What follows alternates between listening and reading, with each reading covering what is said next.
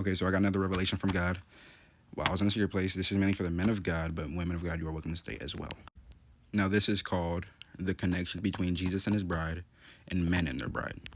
Okay, so here we go. As a man, I don't want my wife to experience any pain. And if I can, I'd like to stand in the way of that pain so that she doesn't have to experience it.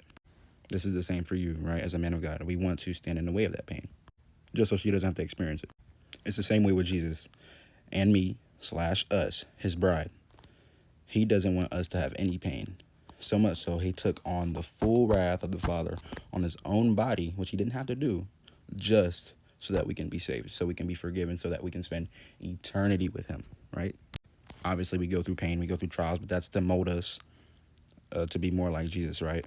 But what I'm talking about right now is more like character-wise, God's nature to want to preserve us from pain, because obviously he doesn't take pleasure in us being in pain, right, or sorrow, anything like that.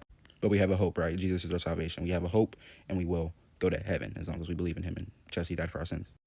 But to continue with what I was saying, this truth aligns with the fact that God is gentler on his daughters than on his sons. Now, what do I mean by this? I know that most of us have heard the saying that God is a girl dad, right? I've seen like 3, 4, 5, 6, 7, 8, 9 videos about saying that God is a girl dad. And let's not negate that, but I'd say he's more gentler with his daughters than on his sons. And this isn't to say that he loves his sons any less than he loves his daughters, but it's a different way he shows it. Okay, so in marriage, I take on the role of Jesus, and my wife would take on the role of the church. So Jesus and the church, Jesus and his bride, metaphorically speaking, of course. To go deeper, I take the pain and all the hardship and the struggle to show my sacrificial love to my wife, your wife, and I die to myself every day so that I can serve her daily. In doing this, I'm being like Jesus by taking on the pain for my own wife. You would be taking on the pain for your own wife, and thus being more like Jesus and showing his nature and his character. And this is why men go through such a hard wilderness season, so that we can carry the mantle of sacrificial love in our hearts and be like Jesus, gentle and loving with our wives, right?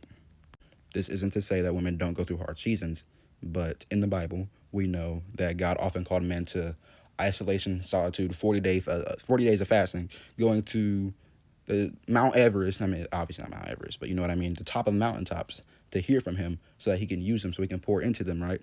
But Jesus, he often met the women where they were in the pain and in their tears. We can see that with Hagar, the servant girl of Sarah, Abraham's wife in the Old Testament. She went off into the desert, and because she was sent, if I'm not mistaken, she was sent away to be alone, like away from Abraham and Sarah. And God, the angel of God, met her right where she was, right where she was crying in her pain, and God made a promise to her, met her right in the pain, in the middle of the tears, right? So God has a different way of showing his love to his daughters and his sons. This isn't to say that he doesn't love them both the same, but he's a different way with men than he is with women. Again, why do we go through this?